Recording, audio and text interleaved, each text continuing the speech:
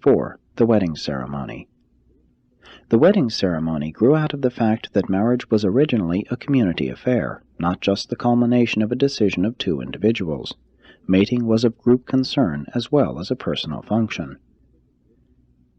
Magic, ritual, and ceremony surrounded the entire life of the ancients, and marriage was no exception. As civilization advanced, as marriage became more seriously regarded, the wedding ceremony became increasingly pretentious. Early marriage was a factor in property interests, even as it is today, and therefore required a legal ceremony, while the social status of subsequent children demanded the widest possible publicity. Primitive man had no records, therefore must the marriage ceremony be witnessed by many persons. At first, the wedding ceremony was more on the order of a betrothal and consisted only in public notification of intention of living together. Later it consisted in formal eating together. Among some tribes, the parents simply took their daughter to the husband. In other cases, the only ceremony was the formal exchange of presents, after which the bride's father would present her to the groom. Among many Levantine peoples, it was the custom to dispense with all formality, marriage being consummated by sex relations. The red man was the first to develop the more elaborate celebration of weddings. Childlessness was greatly dreaded, and since barrenness was attributed to spirit machinations, efforts to ensure fecundity also led to the association of marriage with certain magical or religious ceremonials. And in this effort to ensure a happy and fertile marriage, many charms were employed.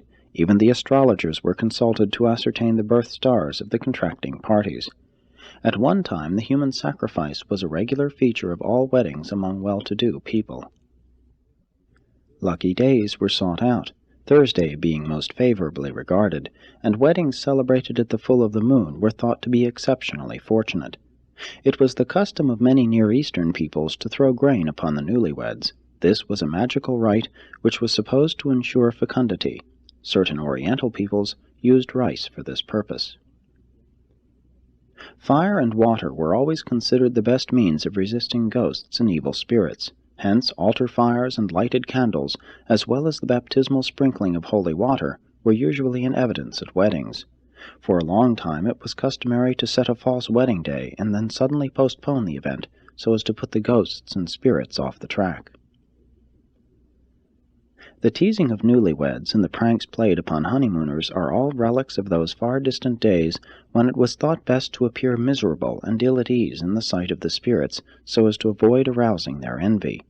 The wearing of the bridal veil is a relic of the times when it was considered necessary to disguise the bride, so that ghosts might not recognize her, and also to hide her beauty from the gaze of the otherwise jealous and envious spirits.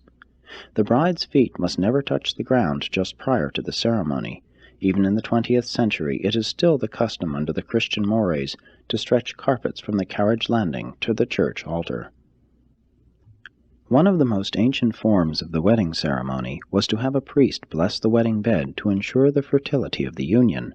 This was done long before any formal wedding ritual was established.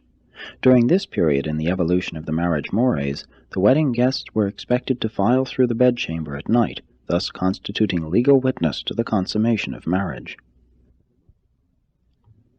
The luck element, that, in spite of all premarital tests, certain marriages turned out bad, led primitive man to seek insurance protection against marriage failure, led him to go in quest of priests and magic. And this movement culminated directly in modern church weddings.